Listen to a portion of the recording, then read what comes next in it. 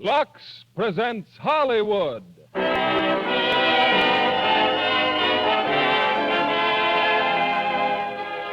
Lever Brothers Company, the makers of Lux Toilet Soap, bring you the Lux Radio Theater, starring Alan Ladd, Howard Da Silva, MacDonald Carey, and Wanda Hendricks in 2 Years Before the Mast. Ladies and gentlemen, your producer, Mr. William Keeley.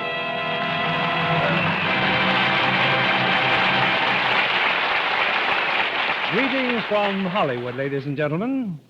While naturally I don't know what your reading preferences are, I'm quite sure that almost all of us have at some time in our lives thrilled to the story of 2 Years Before the Mast, Richard Henry Dana's violent saga of adventure on the high seas. Tonight we present the first screen version of 2 Years Before the Mast from Paramount Studios, with four of Paramount's outstanding stars: Alan Ladd, Howard Da Silva, MacDonald Carey, and Wanda Hendricks. If you remember Dana's book, you may recall that when he arrived in California from round the Cape, one thing which impressed him was, and I quote, the beautiful complexions of its women, which they guarded with large mantillas worn about the head. Well, I'm sure visitors to California are still impressed by the loveliness of our women, who nowadays guard those beautiful complexions with Lux soap rather than with mantillas. However, that can't be said of California only. Lux soap and beautiful complexions go together wherever wise and lovely women live. It's time to weigh anchor with 2 Years Before the Mast, starring Alan Ladd as Charles, Howard Da Silva as Captain Thompson, MacDonald Carey as Dana, and Wanda Hendricks as Maria.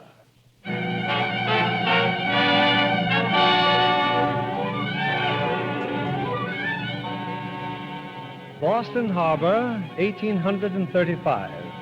The brig Pilgrim has just tied up at the wharves of the Stewart Shipping Company after a record-breaking voyage from California.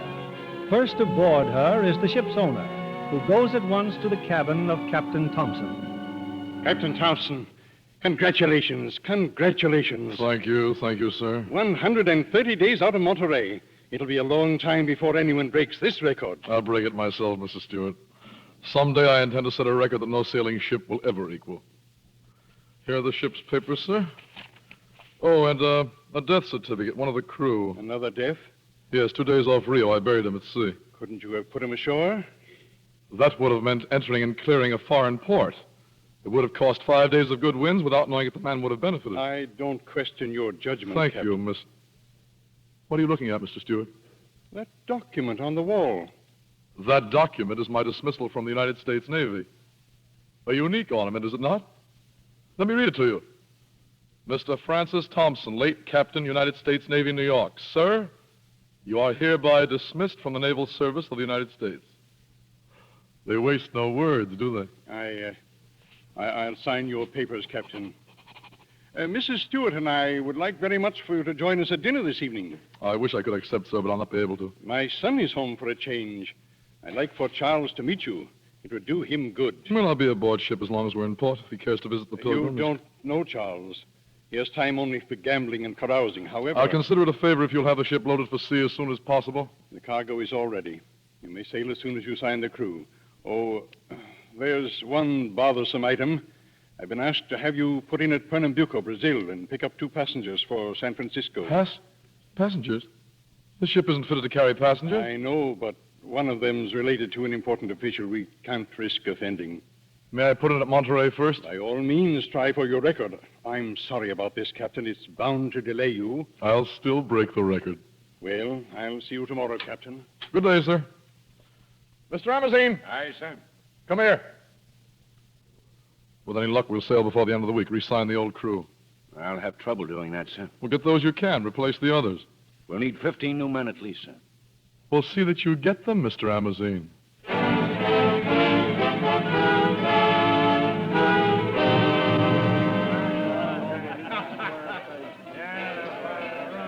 Now, look here, Charles. I appreciate your showing us the Boston waterfront, but after all... What's the matter, Harry?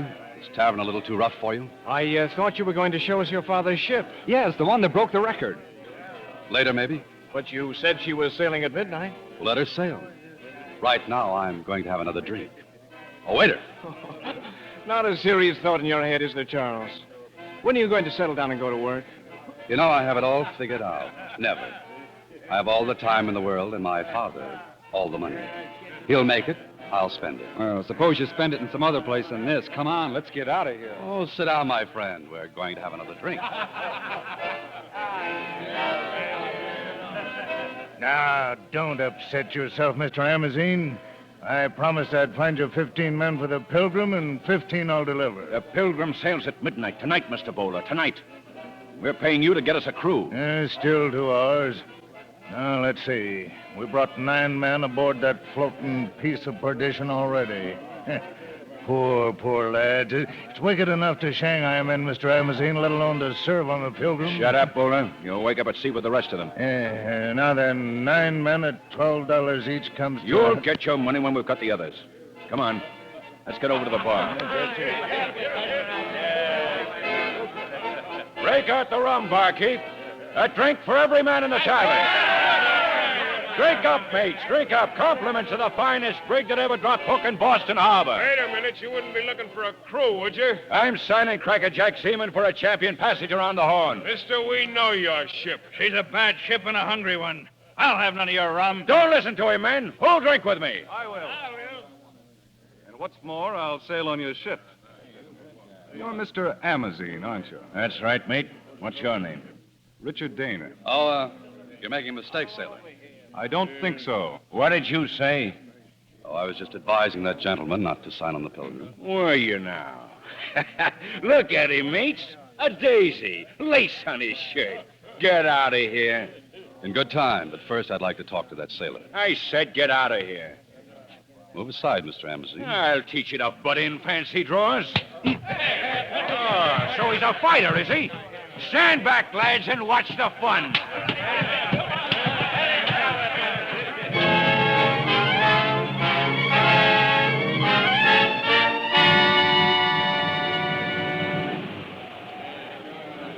All hands on deck. All hands on deck. Crew's on deck, Captain Thompson. Thank you, Mr. Amazine. All hands. Attention. Attention. Gentlemen, we've been at sea a few hours only, but it has already come to my attention that some of you have stated that you boarded my ship against your will. That is a lie, and I will tolerate no repetition of it. Every one of you has either signed his name or made his mark agreeing to sail. I made no mark, nor did half of us. Amazine did it, sir. Shanghai. I will pretend that neither of you men were so foolish as to interrupt me. Those who are new aboard will soon learn that I demand but one thing of a crew: complete submission to authority.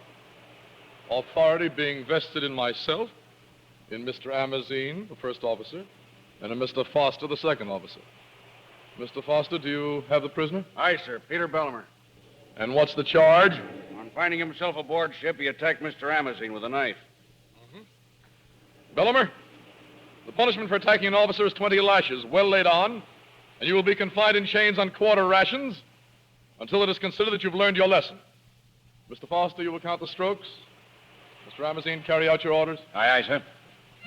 1, 2, 3, 4, 5.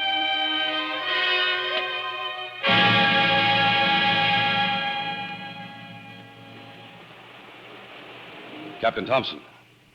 What are you doing on the quarterdeck? Who are you? I want to talk to you. I'm Charles Stewart. Get back to your watch. I said my name is Stewart. My father owns this ship. So? I demand that you take me back to Boston and put me ashore. How long will it take? About a year, if we're lucky. There's no time for jokes. One of the things I never take to sea is a sense of humor. Your mark is signed on the ship's articles. I don't make marks. I sign my name. I was shanghaied. The law doesn't require me to be an authority on signatures. You'll serve as one of the crew and be treated as one. I don't intend living with that rabble. You'll take me back or lose command of the ship. Mr. Stewart, whether I remain in command of this ship or any other ship is of little moment. But as long as I do command her, you may be sure that I shall remain her captain and that she will stay on her course. Mr. Amazine? Sir? Turn him to with a crew.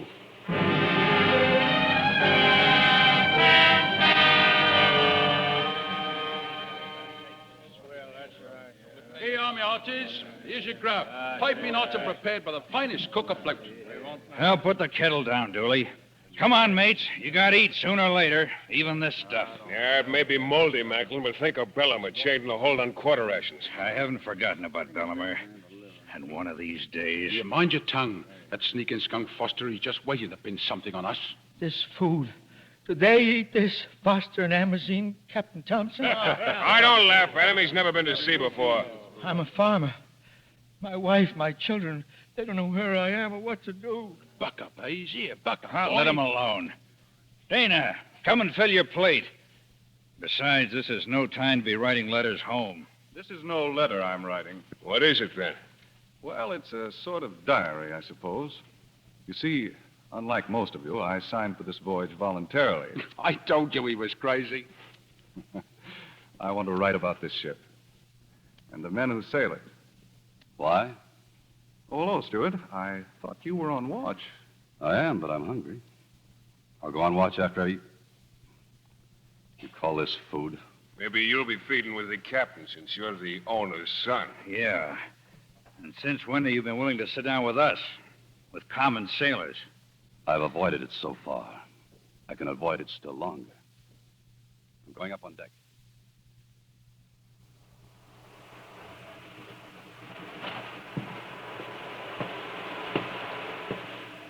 Mr. Stewart, sir. Mr. Stewart. It's me, Mr. Stewart, over here in the dory. What are you doing in there? I'm a stowaway, Mr. Stewart. How do you know my name? I'm Sam Hooper, sir. I worked in your father's office. But I always wanted to go to sea. And Why? I wanted to live on a ship. And now I'm on one. Yes, and what a ship. Just what are you going to do? Well, I thought you might explain to the captain on account of he works for your father.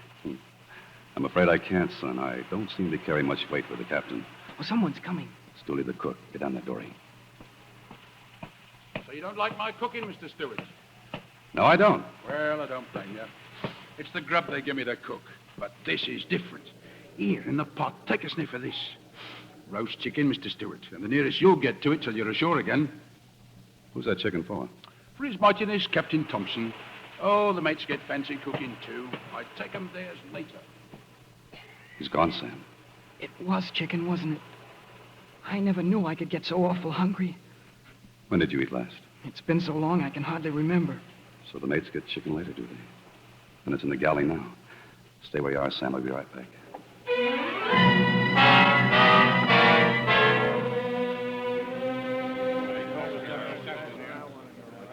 All hands are on deck, sir. Thank you, Mr. Amazine. Gentlemen, this is the second occasion I found it necessary to muster this crew for reasons of discipline. One of you has stolen the mate's food from the galley. I do not propose to go to the trouble of individual question and search. But if the thief does not step forward at once, I shall presume the entire crew guilty, and you will be put on hardtack and water until further orders. Well? Very well, then. So it shall be.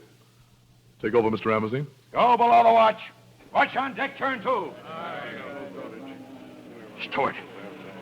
What do you want, Macklin? You dirty bilge rat. Why don't you speak up and take what's coming to you? Why should I? There ain't a sailor alive who'll do what you just done to your shipmates. I saw you. You were standing there by the dory. You were eating something. Yes, roast chicken, Macklin. I found it very tasty. And now you're going aft and report it was you who stole it. If you don't, we'll take care of you right here. Let him alone, men. Turn him loose. Why? Because you could beat him to a pulp, but it wouldn't teach him anything. He isn't worth dirtying your hands. Just keep out of our way, Stewart. That won't be too difficult, Dana. Come on. Let's get below. When I inspected the dory, Captain, there he was, sir. This boy. Stowaway, are you? What's your name? Sam Hooper, sir. He had this pan with him, sir. That's where our chicken went. Did you steal it? Well, yes, sir. I was awful hungry. Why did you board this ship?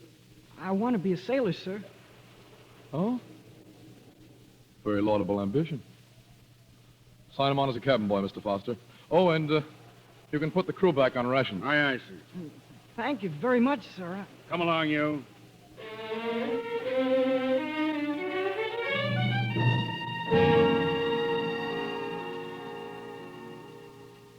How's your writing coming, Dana?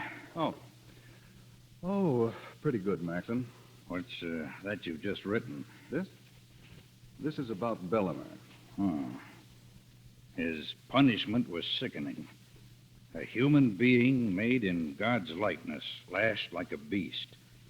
How long he will live is hard to say. Sometimes I'm able to steal to the hold and give him a little bread and water. That's as far as I've gone. I've been thinking about you, Dana. We had a young fellow last trip called Dana, too. Died a few days out. We buried him off Rio. I know. He was my brother. Your brother? You must like writing, Dana. Yes, I do, Mr. Foster. It's not often a man off watch will spend his time writing. It's going to be a book. I don't know. Maybe. Can I see it sometime? I hope you will, Mr. Foster. Sometime. Thanks. Look forward to it. Mr. Dana? Oh, hello, Sammy. Mr. Dana, why don't you and the rest of the men like Mr. Stewart? Do you like him, Sammy? Yes, sir, I do. Even though he let you take the blame that day for stealing the chicken? But nothing happened to me, Mr. Dana. Besides, he stole it from me. But he ate it. Just one piece, Mr. Dana. He made me eat all the rest. Sam, what are you trying to tell me? Well, I was hiding in the dory, and I told him how hungry I was. Is this the truth? Yes, sir. It's the truth. Thanks, Sammy.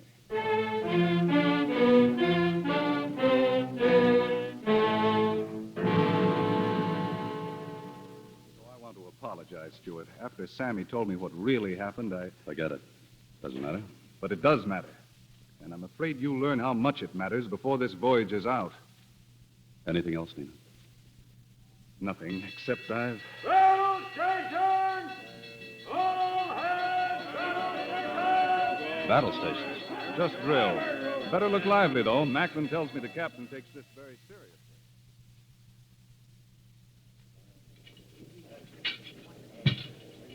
There ain't enough work on this ship. We got a fool with a cannon. Break our backs so he can play he's still in the Navy. Instead of being kicked out. Oh, watch out. Here comes Amazon. Why, you Bill scum.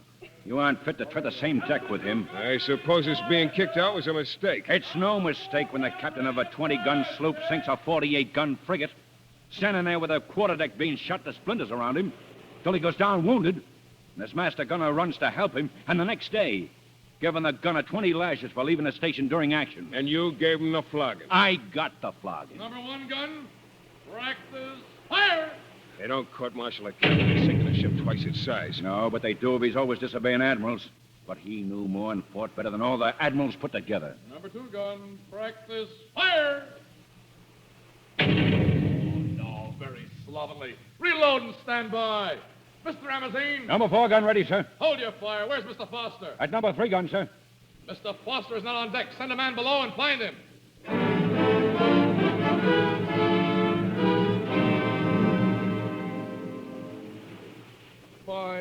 Why weren't you at your post, Mr. Foster? You had 6 minutes to go to the powder magazine and return. I was returning from the magazine, sir, when Stewart hit me.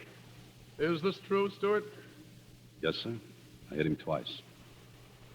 Mr. Amazon, bring that man aft. Why'd you hit him, Mr. Stewart? What happened? It doesn't matter now, Sammy. Better get aft, Stewart. Mr. Amazon, dismissed from battle stations. Form all hands to witness punishment. Secure!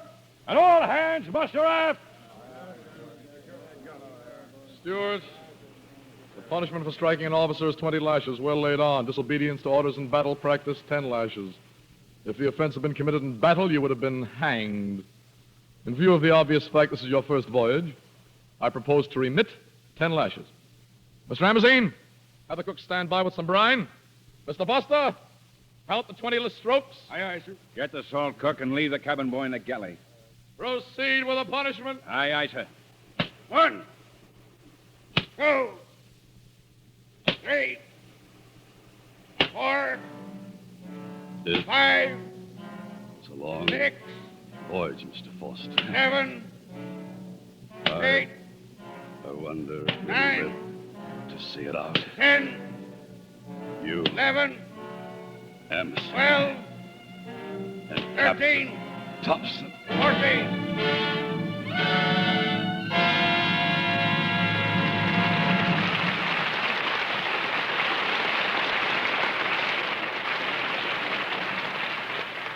In a moment, we'll return with the second act of 2 Years Before the Mast. Meanwhile, here's Libby Collins, our Hollywood reporter. What's on your list tonight, Libby? Ride the pink horse, Mr. Keeley. A wooden horse on a merry-go-round in a little New Mexican town. Oh, you're talking about the new Universal International picture. That's it. I was completely charmed with the set the studio had built.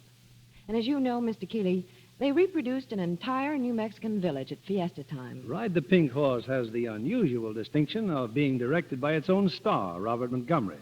And Bob does a wonderful job in both capacities. It's an exciting story of a war veteran and a gang leader, with Andrea King playing, of all things, a gangster sweetheart. Such a delicate, lovely-looking person. I could hardly imagine her in such a role. Well, she's such a versatile actress, she makes the part entirely convincing. And furthermore, in any role she plays, I can say she has glamour. You know Andrea King. What do you think, John Kennedy? I'd enjoy seeing her in any role. She has real beauty, cameo-like features, set off by a lovely Lux complexion. And she told me just how she cares for that delicate skin of hers. Active lather facials with Lux toilet soap, Libby? You're right, John. Every single day. Here's what she does. Smooths the fragrant Lux soap lather well in, rinses with warm water, then cold, and pats with a soft towel to dry. She says it's amazing the way skin takes on fresh new loveliness. No wonder 9 out of 10 famous screen stars recommend these beauty facials with Lux toilet soap. They're such a wonderfully effective care. Recent tests show that. Skin specialists found that actually 3 out of 4 complexions improved in a short time with daily Lux soap care. So here's a suggestion for the ladies in our audience. Try these active lather facials regularly. Remember, gentle Lux toilet soap is Hollywood's own complexion care. Doesn't your complexion deserve it, too? Here's Mr. Keeley at the microphone. We continue with 2 Years Before the Mast, starring Alan Ladd as Charles, Howard Da Silva as Captain Thompson, MacDonald Carey as Dana, and Wanda Hendricks as Maria.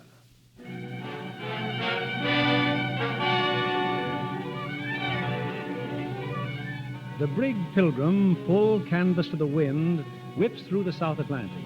Ships and crew alike under Captain Thompson's iron hand, straining for a new speed record. Below in the forecastle, Charles Stewart lies on his bunk. Is that you, Dana? Yes. Don't try to move. Your back must feel like fire. Who brought me down here? Macklin and Sam and I. Thanks. We do the same for any shipmate. Stewart, when Battle Stations was sounded, I hid my book carefully away. Now it's lying out on my bunk. That's what started my fight with Foster. I saw him down here. He'd taken your book. Why didn't you report him? You might have saved yourself the flogging. Hitting him was worth it. How's Bellamere? He's dying down in that hold. You any idea where we are? Off Brazil. We'll be putting in at Pernambuco soon. We'll be able to get ashore, get fresh food. Things will be better, Stewart. Will they, Dana? I wonder.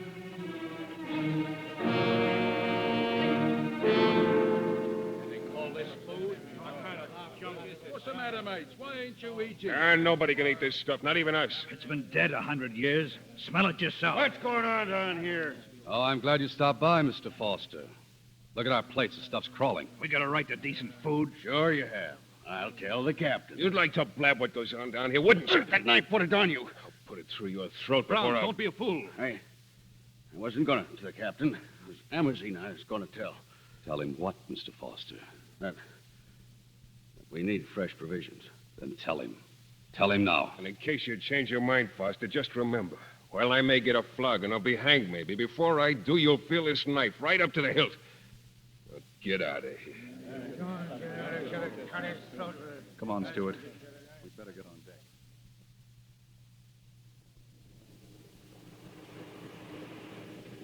Dana, what about Foster? Will he tell about Brown pulling a knife? I don't think so. Foster's scared of us now. What if Brown had stabbed him before?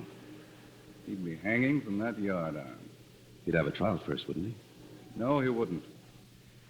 Aboard any merchant ship, a sailor hasn't got a chance. He's just an animal to be worked to death, starved, flogged. But it's going to change sometime. It has to. Perhaps you've come to realize that. I never thought much about it until I felt that lash on my back. That's why I'm writing my book. If only I can get it published, if people will read it. The ship owners will be your worst enemies. And my father, for one. Outside of Thompson, your father is my chief example. I'm going to Look, expose... David. Look over there. It's land.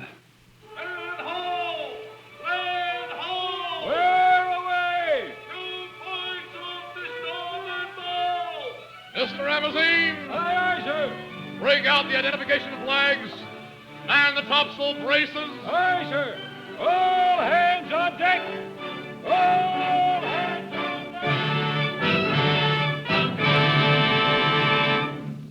How do you feel, Bellman? Not too good. The ship. We slowed down. Yes, we're coming into Pernambuco. We're stopping to take on passengers. You shouldn't have come down here, Stuart. If you're caught, you'll get the cat again. You let me worry about that. We're all bringing you something back from shore. Fruit, vegetables. We'll get it down to you. You'll be all right, Bellman. You're going to be fine. Thanks, mate. Thanks. We've been sighted from shore, Mr. Ramazine. They're sending up rockets. Now, where will I put the passengers, sir? In Foster's cabin. Tell him the berth of the crew. Aye, aye, sir. Shall I stand by with the anchor? What? We're not going to anchor. The passengers will be rowed out in a dory. We'll take them aboard when we back the main topsail.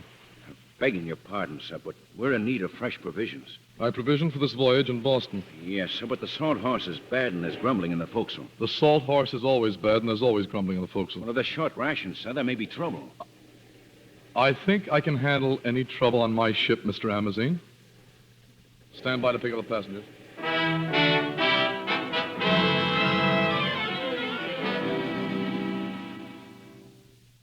This is your cabin, madam. I had not been informed my passengers would be women. The cabin would serve us very nicely, Captain, thank you. At least you speak English. Where's the other woman, your maid? On the deck, I believe, worrying about our luggage. I'll have it sent in directly. I should warn you, Miss Dominguez, this is the first time ladies have been carried on this ship. You will kindly stay in this cabin as much as possible. As you wish, Captain Thompson. And please hold yourself completely aloof from any contact with the crew. Now, if you'll excuse me, I'll see about your baggage. That's all your baggage, miss? Oh, just drop the box in the corner, Sam. Yes, sir. Muchacho, ¿cómo te llamas? ¿Cómo te llamas? My maid wants to know your name. Well, I'll be very happy Oh, to. not you, senor. The boy. Me? Oh, Sam Hooper, ma'am. I'm an apprentice seaman aboard this ship. Oh, and this is my friend, Mr. Stewart.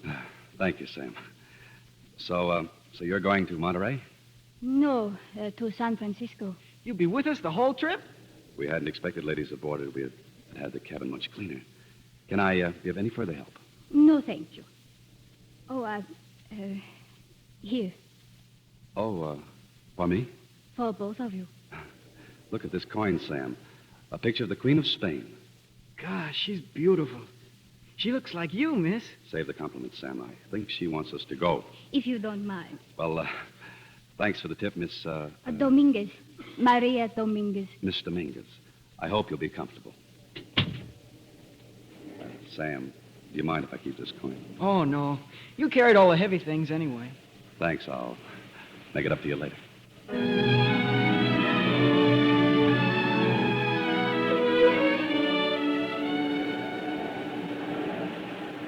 Miss Dominguez, I didn't know you were on deck. Oh, it's much better than the stuffy cabin, Mr. Stewart. How's your maid? Poor Master Beast. Still seasick. They say after we pass Cape Horn, the weather will be fine. Some tells me the rounding of Cape Horn is a great event in a sailor's life. Yes, it's turning out that way. Oh, you know, I've wanted to talk to you ever since you came aboard. Won't you get into trouble? It would be worth it. I I should like to talk to you also. About Sam. He seems so hungry. He is hungry. He didn't bring us our meals today. We've been sharing them with him. He's sick, Miss Dominguez. Not seasick. It's something much worse. Well, if it's food you all need, why can't you tell the captain to put into the nearest port? You don't know our captain. Why do you have to obey him? Sam says your father owns the Pilgrim. He does. But at sea, the captain's the law. Miss Dominguez? Yes? The wind is mounting. I must ask you to go to your cabin. Stewart, what are you doing here? Setting taut the lifeline, sir. Have you finished? Yes, sir. Then get where you belong.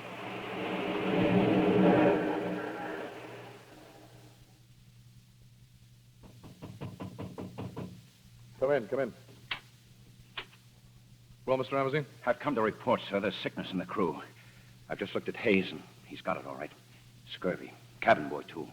And Bellomer's dead. Bellomer? Who's? The prisoner, sir. He's been in irons almost since Boston. Oh, yes. Yes, he attacked you with a knife. Very well. I'll conduct burial services at 8 bells. Yes, sir. Captain, if the scurvy spreads, we can't work the ship. We're long past Cape Horn, son. I thought if we could put in somewhere. The ship will not put in anywhere. The winds have failed us, and we've 3 days to make up as it is. We've sailed with a few cases of scurvy before, Mr. Ramsey. Aye, sir. How many fresh supplies are left? 1.5 bags of potatoes and 1 of onions. We're running very short, sir. Very well. From now on, they're to be served only to the passengers. I'll tell the ship's cook, sir. Get back to your watch. Mr. Ramsey. It's Mr. Foster, sir. Well, answer him. What is it, Mr. Foster? Another death. Seaman Hayes.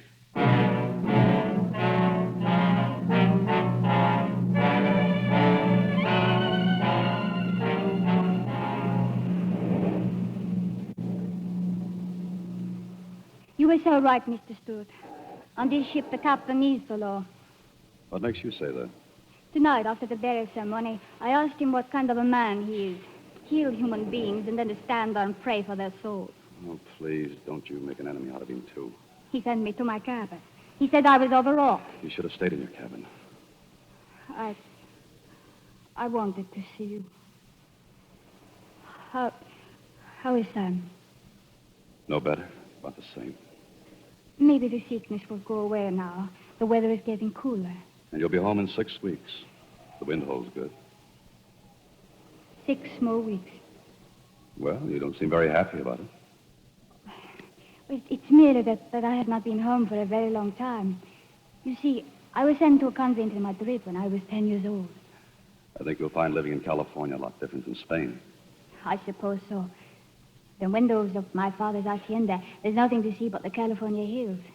But from the windows of my school in Spain, I could see all Madrid, even the king and queen when they rode by. Oh, do you know I carry a picture of the Queen? You do? Mm-hmm. This coin. Remember, you gave this to Sam and me. I asked me if I could keep it. You shouldn't. Why not? 2 weeks after I arrive in California, I shall be married. Married? How long has it been since you've seen him? Since I left California. But you're only a child then. I'm going to marry him. Our marriage was arranged by his parents and mine. Does that make it right? Is your way the American way any better? Entrusting a daughter to anyone she chooses? Someone you may never have seen and whose name you do not know until she tells you? What about love? Doesn't that enter into it? You mustn't talk like that, please. Maria. Yes? I will always carry the likeness of the Queen of Spain.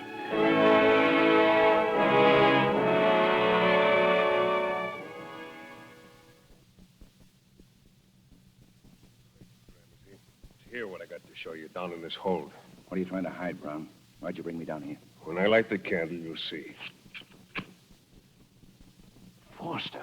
Foster's dead, Mr. Ramsey. I killed him a few minutes ago. Look about you, Mr. Ramsey. Half a sack of potatoes and a basket of onions. Foster stole these from the galley. When I followed him in here, he offered me half, not to tell. And you killed him? Sick men and a sick boy in a forecastle, and he had this all the time. He had this while his shipmates were dying of scurvy. I killed him, and I'd do it again. Why are you telling me? So you can take me to Thompson. I want to get it over with. Take this food to the forecastle and divide it. I'll take care of Foster's body. You're not reporting me? Just get this food to the men and keep your mouth shut.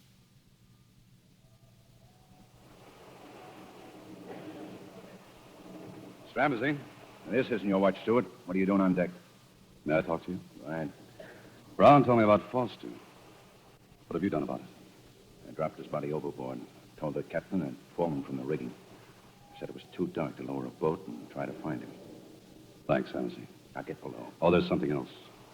By dawn, we'll be in sight of land, won't we? If the wind holds. Macklin says that the islands of Mexico. He says they've got food there. Fresh food. I'm not the master of the ship. But we've got to stop. Some of these men are half dead. Get below before. I'll do what I can, Stewart.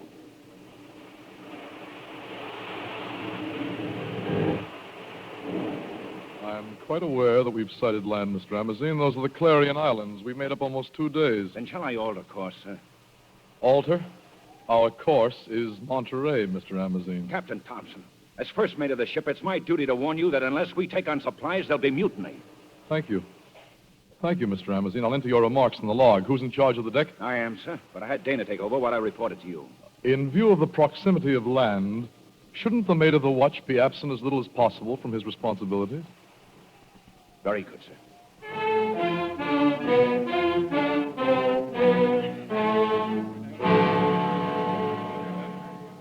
There's no use talking about it. Thompson's not going to alter course. You're right, Macklin. There is no use talking, but we can do something about it. We can go up on deck and take over the ship. Or would you rather stand by and see Sam and the others dumped overboard like Hayes and Bellomer? He'd hang for mutiny, Stewart. I'll have to wait. Where's Dana? Still with Sam. And what has to be done can be done alone. Thompson's on the quarterdeck. His cabin's empty, and there are guns in his cabin. Wait here, all of you.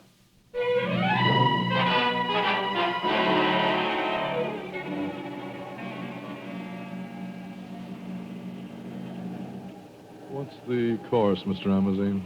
Northwest by north, sir. Very well, we'll hold it as long as the wind lasts. Wind or not, we're making for those islands. Where did you get those pistols? From your cabin. I trust you know the penalty for mutiny? Let's say that my father owns this ship, and I demand you make for land. You're a fool, Stewart. Are you going to change course? Yes. Yes, I choose to remain alive to enjoy the pleasure of turning you over to the proper authorities. Mr. Ramazine? Sir? You will bear witness that everything I'm doing is under duress? Ready about! Aye, aye, sir. All hands to station! Make ready to come aboard! Keep your hands at your side, Mr. Thompson. You'll come to no harm, but Thank you. Thank you, Mr. Ramazine. You always were handy with a belaying pin. Pick him up. Ramazine. Yes, Stewart. I hit you with that pin. Whatever I am, I'm no mutineer. I'd like to hang you now, Stewart, but mutiny demands a trial before a proper court. I had my chance to kill you, and I didn't. But someone will one of these days. And when the people back home learn the things I've learned, they'll run butchers like you clear of the seas. Take him below. Put him in irons. Helmsman! Aye, sir. We will hold the course. Steady as she goes.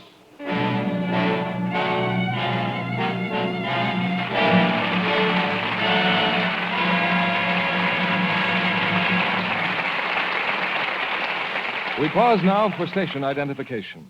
This is CBS, the Columbia Broadcasting System.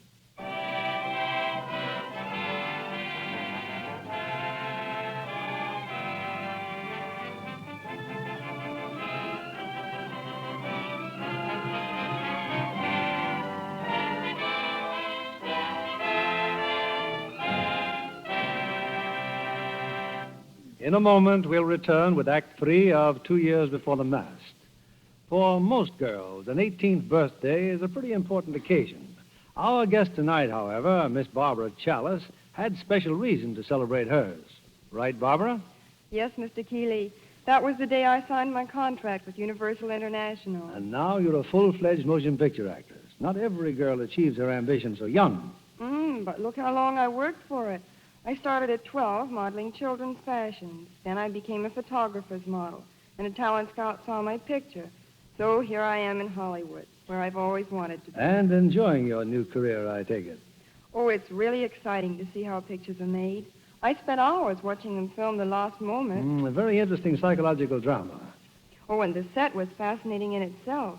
An ancient castle, complete with high iron gates, secret rooms and spiral staircases. It really was scary. Did you meet the stars, Robert Cummings and Susan Hayward? I did, Mr. Keeley, and they were very gracious to me. It was a thrill to see Susan Hayward, who plays the mysterious heroine of The Lost Moment. Susan is youth and beauty in person. Oh, yes, Mr. Keeley. With her flaming red hair and gorgeous complexion, Susan Hayward is strikingly lovely.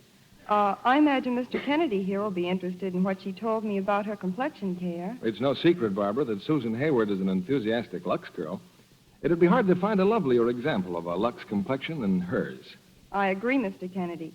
One look at Susan Hayward's exquisite skin, and any girl would be convinced that Lux toilet soap care really works. It has to work when 9 out of 10 screen stars depend on it so faithfully. And many a girl on the way up, too.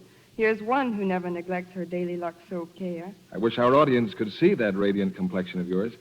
Thank you, Miss Barbara Chalice, for coming tonight. Now, here's something any woman who wants softer, smoother skin can do. Get some of Hollywood's own beauty soap, fragrant white Lux toilet soap, tomorrow. Use it regularly and see if you don't agree. Lux girls are lovelier. Back now to William Keeley. Here's the third act of 2 Years Before the Mast, starring Alan Ladd as Charles, Howard Da Silva as Thompson, MacDonald Carey as Dana, and Wanda Hendricks as Maria.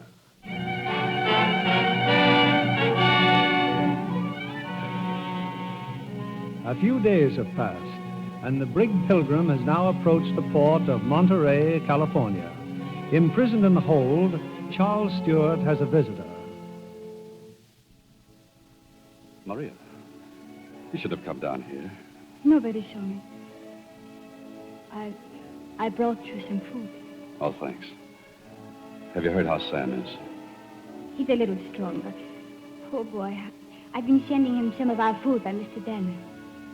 Maria, why did you really come down here? Because I thought of you. Even if you cared a little, you wouldn't tell me, would you? He couldn't make any difference. I told you my whole life has been planned. It will always be that way, don't you understand? Perhaps I couldn't Spanish, but in English it just doesn't make sense. I know. I remember you said it that way. You'd better go. Yes. We'll be in Montreal this afternoon. I'll see you again as soon as I can, Charles. Thank you, Maria.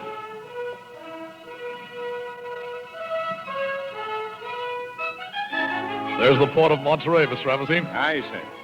We'll anchor here in the bay until Don Sebastian has come aboard and cleared us. You may take in the courses. Aye, sir. Oh, we've established a new record for the boys, Mr. Ramsey.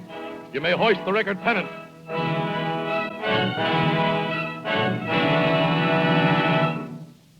Welcome aboard the Pilgrim, Don Sebastian. Captain Thompson, how good to see you again. And this? This is Senorita Maria Dominguez, Don Sebastian Peralta, Mayor of Monterey. Don Sebastian. Senorita, before my men rowed me to the ship, I dispatched a messenger to your father in San Francisco. How happy he will be to know you will soon be home again. Thank you, Don Sebastian. And when will you proceed to San Francisco, Captain? Well, as soon as we've unloaded our cargo. I'd like to dock on the morning tide. Here are my papers. In addition, a complete report of a mutineer whose trial I wish you would convene immediately. Mutiny? Excellencia. Sì, che gusto di verla? Tengo algo che decirle acerca del señor Stewart. Sì. Conozco al Capitán Thompson y sé que no dirá la verdad. May I suggest, madam, since I cannot speak your tongue, you might express yourself in English? I was telling Don Sebastian he would never get the truth from you. I was also going to say that, in my opinion, Mr. Stewart is not guilty of anything. He only tried to save the lives of sick men. And 2 of them died. They died because of your brutality. You'll find complete details in this paper, Don Sebastian. I am sorry, Senorita, but the captain has full power to demand a trial. Thank you. I trust there will be no delay. As you wish, Captain. Tomorrow morning at 11.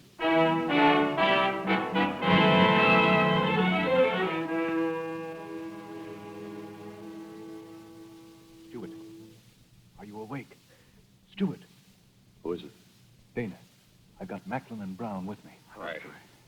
What are you doing down here? The captain's just issued orders there'll be no shore leave. So we're jumping ship, Stewart. All of us. And you're coming with us. We'll have you free in no time. You're taking a pretty long chance, Dana. We know that. I mean helping me to escape. Before a jury, you won't have a chance against Thompson. Where are we going? We don't know yet. We'll take the dory and get to shore. But what about the passengers? Mr. Mingus and her maid. We'll have no time for visiting, Stewart. Let's get to work on those chains. Leg irons first, Brown. We'll cut the handcuffs later. Watch will report in the hold of the ship, Mr. Amazine, and prepare cargo for unloading. Yes, sir. Getting back to shore leave, sir. Well, if we're able to unload the full cargo tomorrow, each watch may have 2 hours of... What is that? What's that noise? What's going on forward? Well, it's the crew, sir. They've lowered a boat. Order them to return, Mr. Amazine. Board ahoy! Get back on board! And what if we don't? You will take the consequences, Dana. I order you to put about. We're jumping ship, Captain Thompson. Very well. Sam, duck down, boy. Duck, he's got a rifle. Stand aside, Mr. Amazine. Was that deliberate, Mr. Amazine, knocking my rifle aside? Yes, sir. Very well. You take the rifle then, Mr. Amazine. I'm ordering you to fire on that dory. Sir, I flogged and driven those men because that was my duty. But I don't kill my shipmates for you because that's murder. Mr. Amazine, you are no longer first mate of this vessel. That's all right with me, Captain Thompson. Dana! Dana, wait for me! Amazine! Amazine, come back here! Do you hear me? I order you to return. I'm joining you, mate. I'm leaving the ship. I'm coming, Sammy. Lend me a hand, Stewart. Watch out. I'm trying to fire again. Amazon, go on. Come in the water. Get in the boat. He's been hit. Get on the oars before he can reload. Amazine. I never thought he'd do that to me. He's dead. Amazine's dead. All of you, back to the ship. Do you hear me? He wants us back, does he? I said go back. Yeah, go back and take the ship. Wait a minute. Wait for what, Dana? Ask the men what they want. Do we jump ship or do we put around and take over? We'll go back. We'll take it over. Take it over. There's your answer, Dana. We're coming back to the ship, Captain Thompson.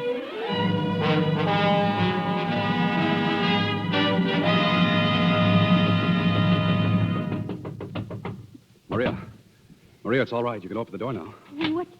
What's happened? All that fighting and shooting. We've taken the ship. Captain Thompson. He's dead. Charles, not you.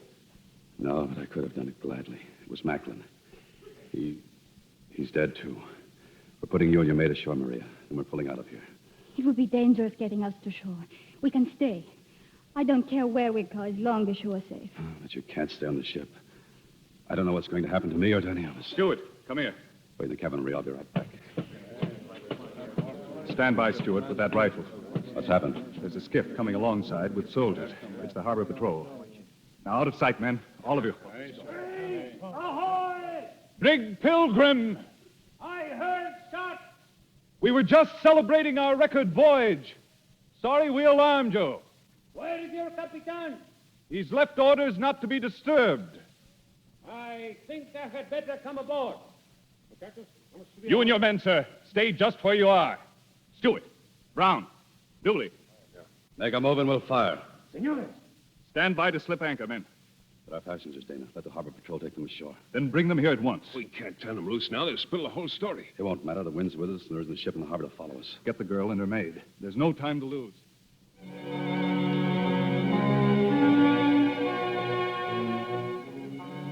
Maria, I don't know how or when I'll be back. But promise me you'll wait for me. Carry, we're back. I promised, Charles. Come, Mercedes. May we proceed now, senor? Cast off and head for shore. Take the wheel, Stewart. Hold her as she goes. Aye, sir. Northwest by west.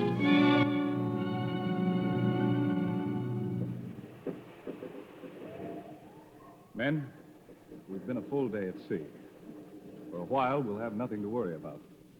But here and now, we've got to make up our minds where we're going. We know where we're going, Dana. First, we're going to put in somewhere and get food aboard. And after that, We head for the Orient. they'll hunt us down in every port in the world. You got a better idea? Yes. We should put about for Boston, give ourselves up, and tell them exactly what happened and why. We're going to sell the cargo and for once live like human beings. Then we will be hunted down like pirates. And people will go on saying that seamen should have no rights. What Dana says makes sense. Oh, that's all very well for you, Stuart, a ship owner's son, but they'll string us up. I may be a ship owner's son, but I'm also a seaman now. And I have an interest in that book that Dana's writing. He can help American sailors get a different kind of life. But it's no use unless the men he's defending have the courage to back him up. Take this ship back home like freeborn Americans. Face the charges. Prove that what we did was justified. But you got the ship.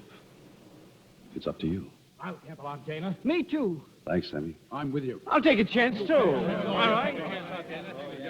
What about you, Brown? Well, if it's of all right. As soon as there's sea room, Dana, let's come about. Thank you, Brown. We're going home, men.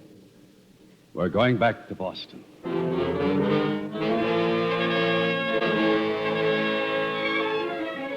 Boston, Massachusetts, April 10, 1836.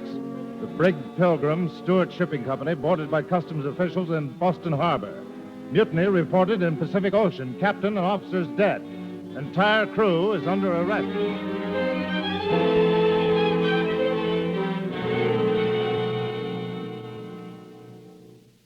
See your son now, Mr. Stewart. Thank you, Warden. Hello, Father. Charles, it's good to see you again, even under these circumstances. Now, I don't want you to worry. My lawyer will have you out of here tomorrow. Well, thanks, Father, but I'm staying here with the rest of the crew. Stay with them here in prison? I want to face the charges. What we did was justified. Dana's book will prove that. It's going to be published. Let's not go into it, Charles. You'll be out on bail tomorrow. No, Father. Whatever happens to them, I'm sharing it. You've changed, Charles. I'm glad. Thank you, Father.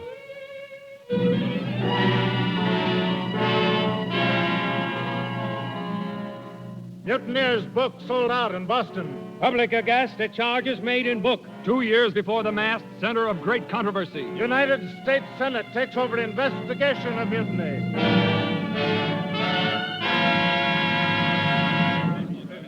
Do you have anything further to tell us, Mr. Dana? Yes, Senator Barnes. None of us can offer a better defense than the testimony just delivered by Miss Dominguez. Her timely arrival here in Washington was more than we even dared hope for. I do have one thing more to say, though. We all knew that the penalty for mutiny is hanging, yet we willingly brought our ship home to face the charges for the good of those who will continue to sail American ships. Mr. Charles Stewart. Yes, sir. The Attorney General is awaiting the decision of this senatorial committee. If you have a final statement, please make it now. Whether we live or die, Senator, is a matter of law. But the only law that a sailor has ever known is the personal decision of his captain. If a sailor objects, he's sentenced to starvation, flogging, or even death. Gentlemen, it will stay that way as long as the government allows it to, whether sailors die or not. If you believe that we've told the truth, we beg you to make just laws to protect the lives of the men who serve our country on the seas. We leave that decision to you. This investigation stands adjourned.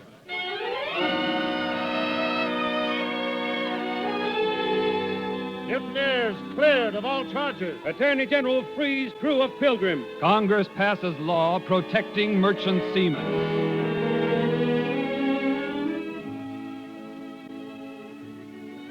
And you won't stay, Mr. Dana? Not even for our wedding? I can hardly do that, Miss Dominguez, now that I'm first mate of the Pilgrim. We weigh anchor tonight. Well, good luck to you both. Thanks, Dana. A happy voyage.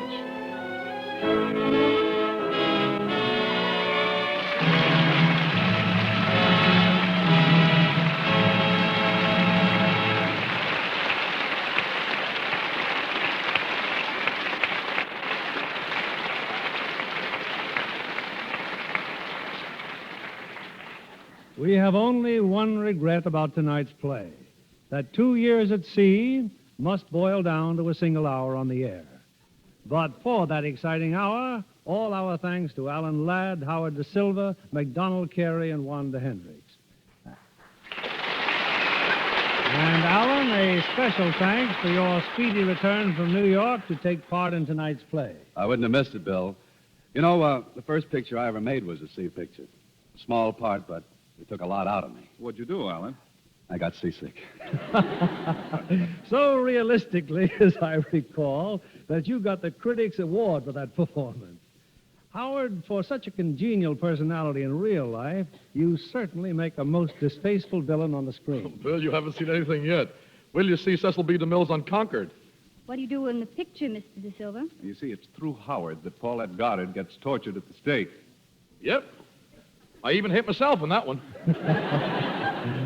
So much so, I understand you're off to see the premiere in Pittsburgh as soon as you finish tonight's broadcast. That's right, Alan. Well, Alan, I hope you treat Dorothy Lamour better in your new Paramount picture, Wild Harvest. I'd say Dorothy treats us pretty rough in that picture, Bill. Were you in New York in connection with that picture, Alan? No, I was making some location shots and doing some vacationing.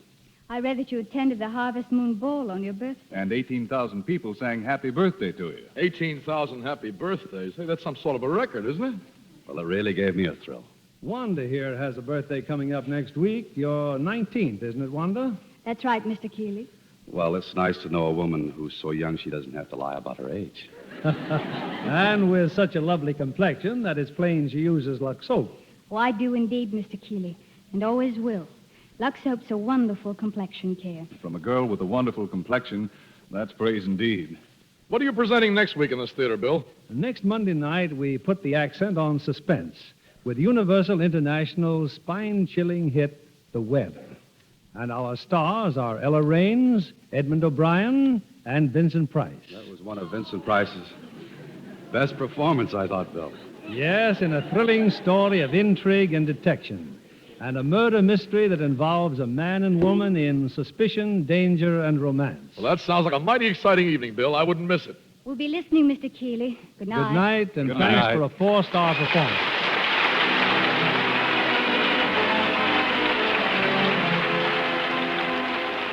Lever Brothers Company, the makers of Lux Toilet Soap, join me in inviting you to be with us again next Monday evening when the Lux Radio Theater presents Ella Raines, Edmund O'Brien, and Vincent Price in The Web. This is William Keeley saying good night to you from Hollywood.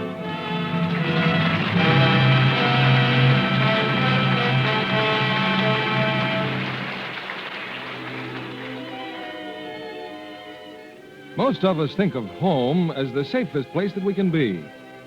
Yet the National Safety Council finds that 2/3 of all accidental deaths in the United States occur at home through hazardous conditions and personal carelessness.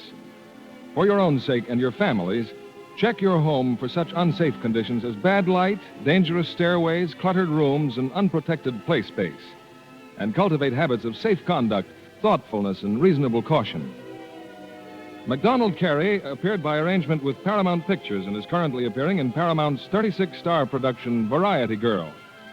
Wanda Hendricks appeared through the courtesy of Paramount Studios and is currently seen in Welcome Stranger, starring Bing Crosby. Heard in our cast tonight were Bill Johnstone as Amazine, Louis Van Rooten as Foster, William Roy as Sam, and Pat Ahern, Ira Grossell, Norman Field, Leo Cleary, Tyler McVeigh, Robert Griffin, Clark Gordon, George Sorrell, George Neese, Eddie Marr, Don Morrison, and June Whitley.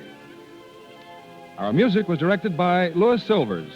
This program is rebroadcast to our servicemen and women overseas through the worldwide facilities of the Armed Forces Radio Service. Our Lux Radio Theater production of 2 Years Before the Mast has come to you with the good wishes of the makers of Lux Toilet Soap, Hollywood's own beauty soap, the complexion care used regularly by 9 out of 10 lovely screen stars.